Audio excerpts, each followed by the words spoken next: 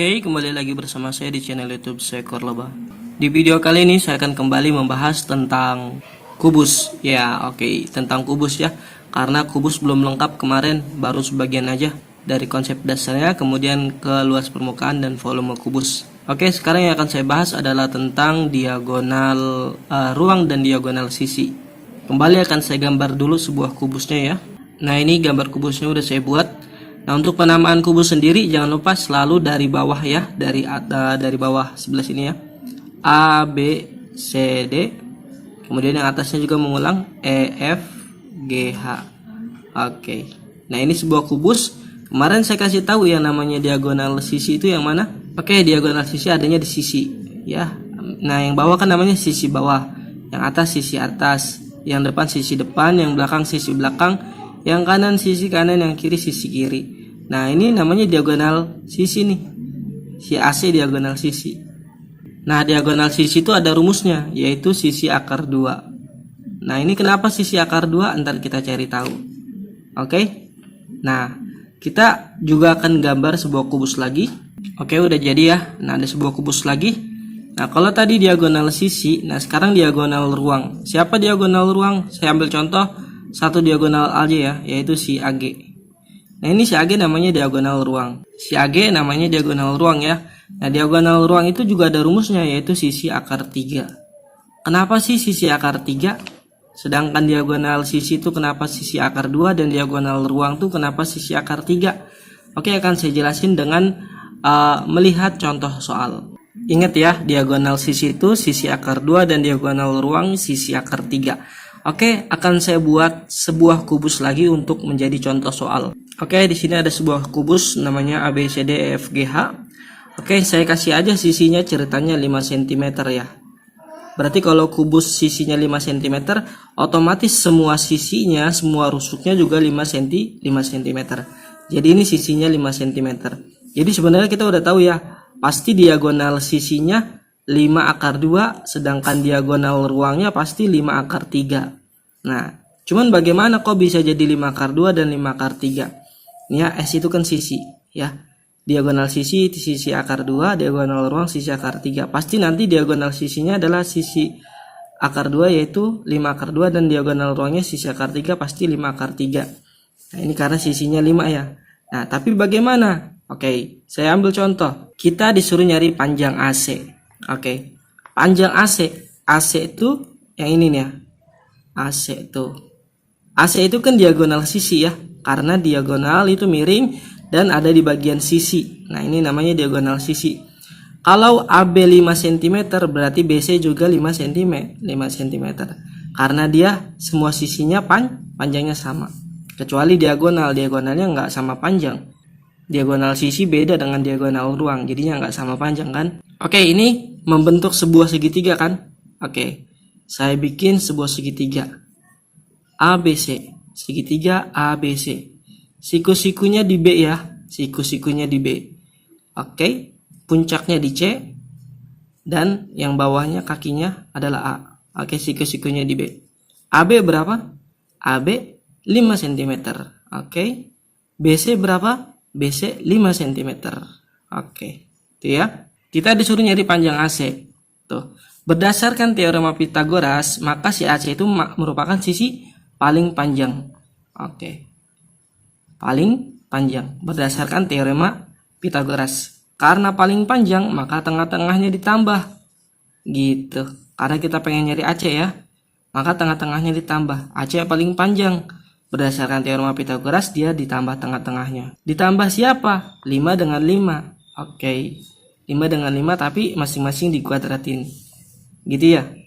Ingat, tadi AC itu adalah diagonal sisi. Diagonal sisi kan di sini nanti 5 akar 2 hasilnya. Nah, kita pengen buktiin. Oke, ya udah. Berarti akar 5 dikuadratin 25 karena 5 kali 5. 5 dikuadratin 25 karena 5 kali 5. Oke. 25 tambah 25 jangan kamu tambah, tapi kita ubah aja. 25 tambah 25 itu sama aja 25 dikali 2. Ya kan? 25 tambah 25 berapa? 50. 25 kali 2 50. Sama aja kan? Nah, jadi karena 25-nya ada 2, berarti 25 dikali 2. Akar 25 berapa? 5. sisa akar 2. Gitu. Nah ini kenapa AC itu 5 akar 2, kenapa sisi akar 2. Gitu. Jadi terbukti ya, panjang diagonal sisinya adalah 5 akar 2 terbukti. Jadi kalau mau pakai rumus boleh langsung 5 akar 2 karena diagonal sisi adalah sisi akar 2, berarti langsung aja sisinya 5 tambahin akar 2 jadi 5 akar 2. Bagaimana kalau sisinya 6? Ya udah 6 akar 2. Kalau sisinya 7, ya udah 7 akar 2 gitu. Nah, tapi kalau dengan menggunakan rumus nah seperti ini. Oke, itu diagonal sisi terbukti ya. Terbukti ini. Diagonal sisi, kenapa sisi akar 2? Nah, gitu cara mencarinya. Nah, sekarang kita disuruh nyari EC. E ke C ini namanya diagonal ruang. Diagonal ruang tanpa mesti kamu cari pun sebenarnya udah ada sisi akar 3. Karena sisinya 5 berarti 5 akar 3 gitu ya. Tapi apakah ini terbukti kalau kita menggunakan rumus? Oke, kita cari EC ya. Kita cari EC tuh. Nah, jadi segitiga lagi nggak? Iya, jadi segitiga lagi ternyata. Siku-sikunya di mana? Di A tuh. Kita bikin aja. Segitiga lagi, siku-sikunya di A. Siku-sikunya di A tuh. Siku-siku di A. Kakinya namanya C ya. Ujungnya puncaknya namanya E. Gitu. Ya kan? Nah, kan kita udah dapet. Si AC berapa tuh? A ke C. A ke C. A ke C berapa tadi tuh? A ke C 5 akar 2. 5 akar 2. Oke. Kemudian A ke E. A ke E itu tinggi. Nah, semua rusuk pada sebuah kubus itu sama. Baik panjang maupun lebar maupun tinggi. Berarti si AE-nya juga 5 dong. Karena rusuk setiap kubus panjangnya sama. Kalau sisinya 5 berarti semua rusuknya juga 5. Gitu ya. Oke, kita disuruh nyari panjang EC. EC itu sisi terpanjang ya. Sisi terpanjang miring tuh. Berdasarkan teorema Pitagoras, maka kalau nyari EC tengah-tengahnya ditambah. Gitu. Siapa yang ditambah? 5 ditambah sama 5 akar 2. Gitu. 5 ditambah 5 akar 2. Masing-masing dikuadratin gitu ya. Oke. 5 dikuadratin 25. Oke. Ya ini jangan lupa dikasih kurung karena semuanya dikuadratin nanti. Oke, 5 dikuadratin 25 ditambah 5 dikuadratin 25 juga. Oke. Akar 2 dikuadratin akar 4. Akar 4 adalah 2. Oke. Gitu ya. Iya enggak sih? Iya dong. Karena 5 dikuadratin 25 akar 2 dikuadratin akar 4. Akar 4 adalah 2. Atau langsung aja. Ambil aja angkanya 2. Akarnya hilangin. Gitu ya. Oke. Ini kan artinya 25 kali 2 ya. Berarti 25 ditambah 50. Gitu ya. Karena 25 kali 2, 50. Kalau dijumlah jadi 75. Iya kan? 25 ditambah 50 adalah 75. Ya udah tinggal dipecah. 75 itu perkalian berapa yang bisa diakarin? Cari ya. Cari perkalian. Cari perkalian yang bisa diakarin. Gitu. 75 tuh banyak perkaliannya. Bisa berapa ya? Bisa 15 kali 5. 15 kali 5 75 kan? Oke, saya ulangi sekali lagi ya. Cari perkalian yang bisa diakarin. 75 itu perkaliannya bisa aja 15 dikali 5. Atau bisa juga 25 dikali 3. Ini masing-masing kalau kita kali hasilnya jadi 75 kan. Tapi yang bisa diakarin siapa? Emang 15 bisa diakarin? Nggak bisa. Maka ini nggak bisa kita pakai. 25 yang bisa diakarin. Nah, 25 bisa diakarin. 25 dikali 3. 25 bisa diakarin. Tuh, akar 25 adalah 5 tuh. Ya kan, berarti akar 25 adalah 5. Oke, yang belakang karena nggak bisa diakarin maka tetap dalam akar 3. Jadi benar tuh.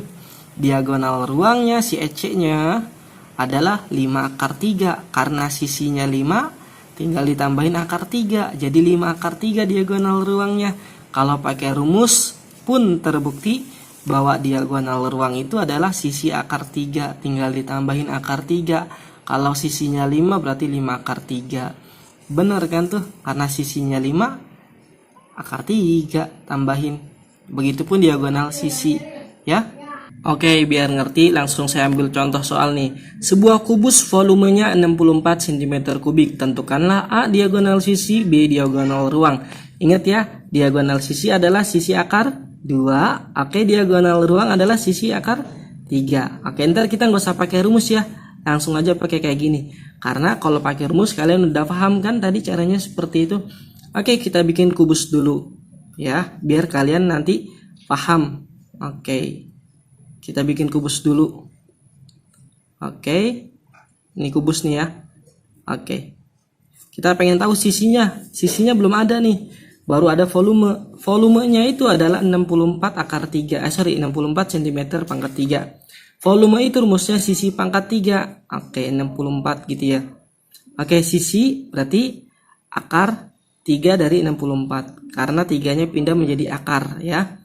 Akar 3 dari 64. Sisinya berarti berapa?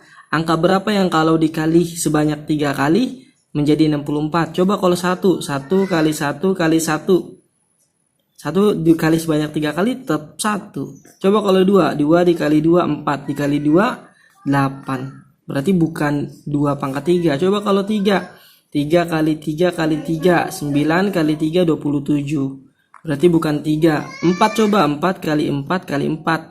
Oke, 4 kali 4 16, 16 kali 4 64. Berarti akar 3 dari 64 adalah 4. Karena 4 kalau dikali 3 kali jadi 64. Berarti akar 3 dari 64 adalah 4. Oke, berarti sisinya 4 cm. Panjangnya 4 cm, lebarnya pun 4 cm, tingginya juga 4 cm. Jadi kubus ini setiap sisinya adalah 4 cm. Berarti terjawab yang pertanyaan yang A. Diagonal sisi akar 2, sisinya berapa? Sisinya 4 ya, berarti 4 akar 2 gitu. Berarti yang B juga terjawab. Diagonal ruang sisi akar 3, sisinya berapa? 4, tinggal tambahin akar 3. Gampang banget kan ya. Oke, terjawab. Berarti gampang banget kan ternyata memahami diagonal sisi dan diagonal ruang pada sebuah kubus. Ingat ya, ini hanya berlaku pada kubus. Oke, nomor selanjutnya, sebuah kubus luas permukaannya 54 cm persegi. Hitunglah A diagonal sisi, B diagonal ruang. Sekarang nggak usah saya gambar ya. Kalau tadi kan gambar tuh supaya kalian paham yang mana yang termasuk sisi. Oke, luas permukaan berarti pakai rumus luas. Kemarin udah saya jelasin luas permukaan kubus apa rumusnya? 6S kuadrat. Oke, luasnya udah ada yaitu 54. Oke, sama dengan 6S kuadrat.